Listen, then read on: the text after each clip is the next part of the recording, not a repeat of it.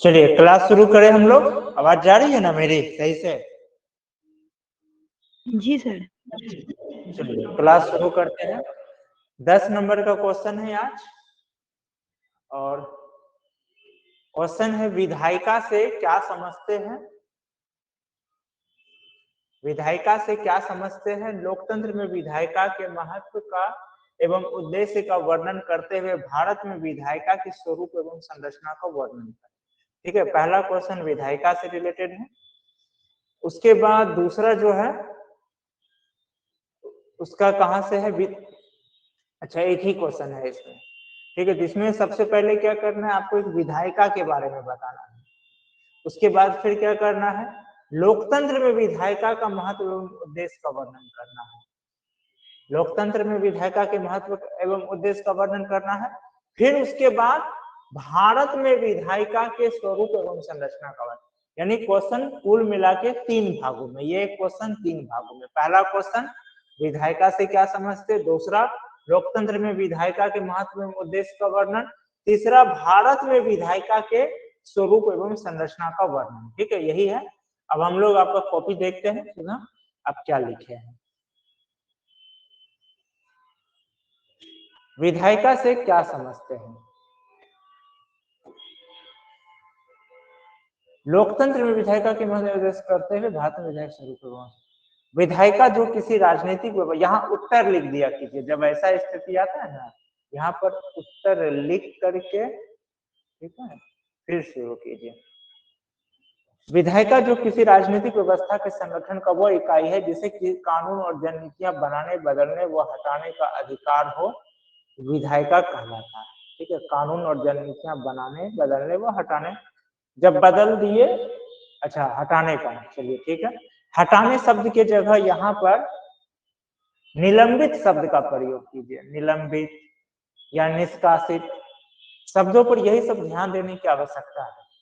ठीक है, उसी तरह जननीतियां निर्माण, निर्माण, परिवर्तित, परिवर्तित। देखिए मीनिंग, अर्थ एक ही है लेकिन अंतर बदल जाता है, जो वैल्यूएशन है। बात समझे ना? मतलब सबका एक ही है लेकिन शब्दों का जो चयन होता है ये कहीं ना कहीं आपके आंसर राइटिंग की खूबसूरती को, महत्व को बढ़ाता है। संघ की विधायिका को संसद कहा जाता है। फिर देखिए, फिर यही आप लोग भटक जाते हैं। अब विधायिका से क्या समझते हैं? देखिए अभी तक आपको भारत तीसरे स्टेप पे पहुंचना है। हर देश में ऐसा थोड़ी कि संसद ही कहा जाएगा। हर देश में तो नहीं कहा जाता है। तो अभी आपको आपको सिंपल विधायिका पूछा जा रहा है, चाहे वो किसी भी देश का, एक राजनीतिक व्यवस्था से भी जुड़े हुए। अभी आप भारत तक नहीं पहुंचे हैं। बात समझे ना? ऐसा जरूर आप अभी वही चीज, आप यही गड़बड़ी हो जाता है, क्वेश्चन को समझ नहीं रहे। अभी आपको भारत तक अभी नहीं पहुंचना है, अभी आपको जनरल रहना है कि भाई, क्योंकि विधायिका का परिभाषा चाहे भारत हो, अमेरिका हो, ब्रिटेन हो, पूरे कोई भी शासन एक ही है। अब है क्या कि विधायिका का जो व्यवहारिक रूप है वो हर देश में अलग अलग है। तो अभी आपको भारत में जो व्यवहारिक रूप है अभी यहाँ तक तो आप पहुंचे ही नहीं। पहले आपको विधायिका के बारे में बताए, फिर आपको लोकतंत्र में विधायिका के महत्व एवं उद्देश्य को, फिर आपको पहुंचना है भारत के विधायिका तक। यही गलतियां होती है, आप लोग प्रश्न को यही समझते नहीं। देखते हैं कि और आगे कितनी गलतियां हैं।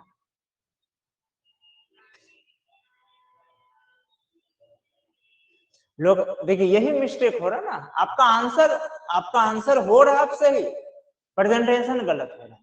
अब ये चीज आपको पहले लिखना था, प्रश्न के अकॉर्डिंग ये आपको पहले लिखना था। सिर्फ कंटेंट या फैक्ट भर देने से नहीं होगा, प्रेजेंटेशन का भी बहुत वैल्यू होता है आंसर राइटिंग में। अब ये चीज आपको पहले देना था। लोकतंत्र में विधायिका का महत्व, लोकतंत्र का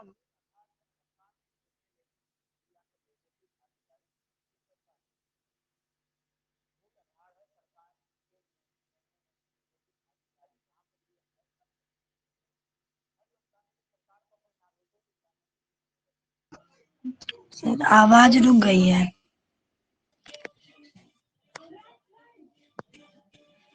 सर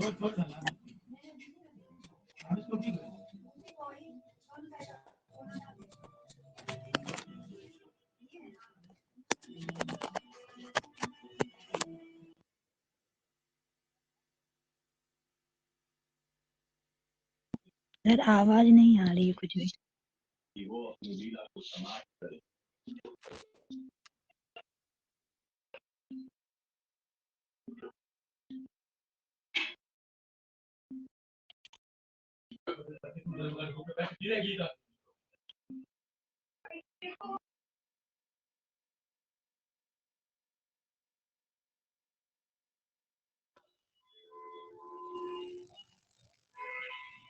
हेलो, आवाज जा रही है मेरी?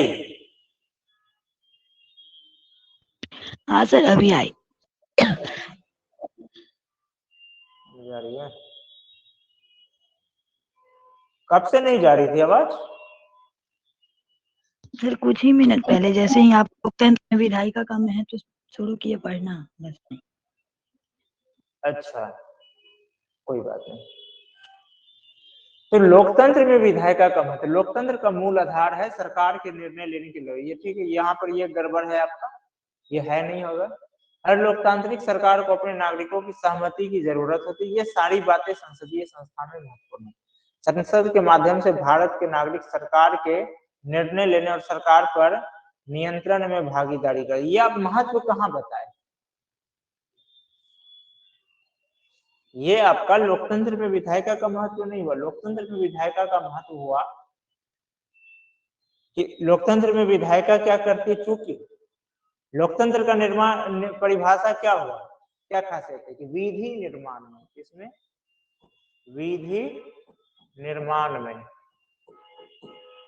जनता जो है, विधि निर्माण में क्या होगा, जनता या शामिल होगा या जनप्रतिनिधि शामिल होगा। तो कहने का अर्थ ये हुआ कि लोकतंत्र में विधायिका क्या करेगी, जनहित पर, इसी कारण से जनहित का ख्याल, जनहित को लेकर के ज्यादा चलेगी। सभी वर्गों का क्या होगा, विधायिका में सभी वर्गों का वर्चस्व रहेगा, सभी वर्गों का वर्चस्व रहेगा, है ना। जैसे कभी राजतंत्र था, वहां पर केवल एक वर्ग का चलता था। अभी अब हमारे यहाँ डेमोक्रेसी है, तो संसद में भारत के हर स्टेट से जा रहे हैं प्रतिनिधि, हर कम्युनिटी के जा रहे हैं, हर क्षेत्र के जा रहे हैं। तो विधायिका का क्या हो रहा है, एक वैल्यूएशन बन रहा है। यानी कि कोई ये नहीं कह सकता कि नहीं कानून निर्माण में हमारी भागीदारी नहीं है। सभी वर्गों का क्या हो रहा है, विधि निर्माण में सभी वर्गों का प्रतिनिधित्व मिल रहा है। जनहित के मुद्दे का पर क्या होती है, चर्चाएं होती है। जनहित को लेकर के संसद में करते हैं विधायक, जो हर देश के संसद में, वहां जो उनके जो जनप्रतिनिधि है या जनता है, ठीक है। उसके बाद कानून निर्माता का क्या होता है, चयन करने, जनता के पास क्या होता है, अपना विधि निर्माता का, या विधि निर्माण कौन करे, या अपना प्रतिनिधि, या जो उनके विधि निर्माण में कौन सा भागीदार हो, इसका विकल्प उसके हाथ में होता है। इनका विकल्प उनके होता है, यानी कि शक्ति का अंतिम स्रोत कहाँ जाता है, जनता तक जाता है। तो ये सब है लोकतंत्र में विधायिका का महत्व। और भी है, अब चलते हैं। फिर आप क्या हुए, अब आप फिर भारत में इन कर रहे हैं विधायिका का स्वरूप। विधायिका संसद भारत के राष्ट्रपति और 2 सदनों राज्यसभा। फिर देखिए वही गलती आप की है जो गलती पहले की। अनुच्छेद को आप लोग क्यों नहीं लिख रहे हैं, यहाँ इस भारत के, जब आप यहाँ पे सबसे पहले आएगा भारत के विधायिका का स्वरूप, यही चीज आप पहले भी लिखे हैं, यही चीज देखिए आप पहले भी लिखे। संघ की विधायिका को संसद कहा जाता है, राज्यसभा को उच्च सदन कहते हैं, ये सब लिखे, 3 अंग है। फिर आप यही चीज जा रहे, विधायिका या भारत के राष्ट्रपति और 2 सदनों को से बना एक द्विसदनीय विधानसभा है, ठीक है।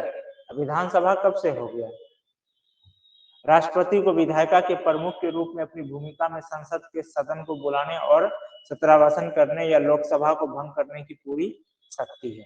अनुच्छेद तो यही last time, last answer writing में भी आपको यही समझाए थे। अनुच्छेद कहाँ गया,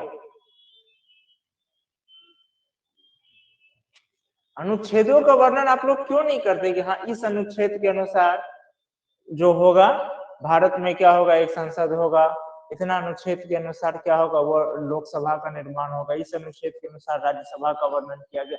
ये जो आप लिखे लोकसभा, यहाँ पर अनुच्छेद भी कर सकते थे ना, 80, 81, बार बार कहते हैं। ये तो कोई भी लिख लेगा, जो रट्टा मार के भी गया होगा, जो नींद से उठ के जाएगा मेंस का एग्जाम देने, वो भी इतना बात लिख लेगा। फिर आपको ही ऑफिसर क्यों बनाया जाए? इतना पॉइंट तो कोई भी दे देगा।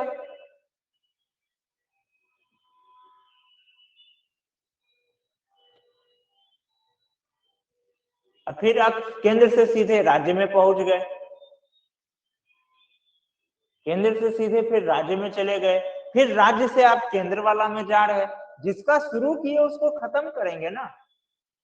फिर यहाँ राज्यसभा किए, लोकसभा, आप जब इसको शुरू किए तो इसके बारे में पूरा देते कि भाई तीनों अंगों का आप देते, पहले आप देते तीनों अंगों का, राष्ट्रपति, राज्यसभा, लोकसभा का वर्णन करते। फिर आप आते, क्योंकि भारत में दोहरी राजनीतिक प्रणाली है, तो इस कारण जैसे केंद्र की अपनी विधायिका है वैसे राज्य की भी विधायिका होती है। फिर वहां उस अनुच्छेद का प्रयोग करते, फिर उसमें बता देते कि हाँ राज्य का विधायिका एक सदनीय, सामान्य तौर पे एक सदनीय भी हो सकता है या द्विसदनीय, द्विसदनीय वाले राज्य विधायिका के नाम उसका दे देते। उसके बाद फिर चलते कि उसका राज्य का जो विधायिका है उसका क्या स्ट्रक्चर है, बात खत्म था। आप उल्टा पुल्टा का मतलब, जो ऐसा तो नहीं है कि एक ऐसा तो नहीं करते कि बैठे कहें अभी आधा घंटा 4 लाइन लिखे, फिर बुक समेटे, फिर चले, फिर आए, फिर 4 लाइन लिखे, जब जो मिला लिख दिए, वो वाला फॉर्मूला अपनाते हैं क्या? देखिए आपका आंसर सही है, एक मिस्टेक आपका सिर्फ क्या है, ये विधायिका का महत्व बताने में आपका मिस्टेक है। उसके बाद यहाँ इसको देने का मतलब आंसर सही है लगभग, अगर ये वाला छोड़ दिया जाए, ये महत्व वाला पॉइंट को अगर हटा दे तो आपका आंसर सही है। गलती कहाँ है? गलती है प्रेजेंटेशन में। गलती कहाँ है? प्रेजेंटेशन में। आप मिक्स कर रहे हैं, आप इस पे जा रहे हैं, फिर बीच में इस पे, ये आपका जैसे फिल्म नहीं होता है, 10 मिनट अभी का स्टोरी दिखा रहे, 10 मिनट फिर पीछे का दिखा दिए, हीरो का बचपन का दिखाए, फिर आए हीरो का वर्तमान में, फिर बचपन में, वही फिल्म आप बुक कर रहे हैं। अभी यहाँ पे आए, फिर आप आ जाते हैं यहाँ पे, फिर इसमें आते हैं, फिर आप इसमें आते हैं, फिर आप राज्य में जाते हैं, फिर आप इसमें आ रहे हैं। समझ में आई सुधा? गलती कहाँ है? आपका प्रेजेंटेशन में मिस्टेक हो रहा है। दूसरा, हम लास्ट टाइम भी बोले थे, आर्टिकल्स का प्रयोग कीजिए। हिस्ट्री में जैसे ईस्वी डेट का यानी कि करना बहुत अच्छा होता है, वैसे ही आप कॉन्स्टिट्यूशन का जब कर रहे हैं आर्टिकल्स का प्रयोग जितना ज्यादा कीजिए उतना अच्छा है। तो आपका गलती है प्रेजेंटेशन में, एक तो पहला प्रेजेंटेशन, दूसरा आर्टिकल्स। समझ में आई बात? समझे सुधा? जी सर। तो आप इसका आंसर फिर से लिखिए और प्रेजेंटेशन का भी प्रयोग सही से कीजिए और आर्टिकल्स का भी। एक बात मतलब हर क्वेश्चन में ये बात बोलना पड़ेगा कि आर्टिकल्स का प्रयोग कीजिए और स्टेप बाय स्टेप चलिए। पहले इसका लिखे, फिर इसको लिखे, फिर भारत में भी आए तो पहले केंद्र का वर्णन कर दिए, उसके बाद फिर राज्य का विधायिका का वर्णन कर दिया, समाप्त हो गया। मिक्सिंग कर देते हैं आप, ठीक है? आप आंसर नहीं भेज रहे हो नवीन?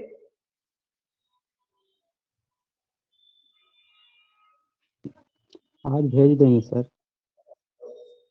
चलिए ठीक है, तो हो गया। अब इसको फिर से दोबारा लिखिए सुधा, और आज जो है, और कॉपी तो और है, लेकिन जिनका कॉपी है वो लोग क्लास में प्रेजेंट ही नहीं है, तो ठीक है ना, इसको फिर से लिख करके भेजिए।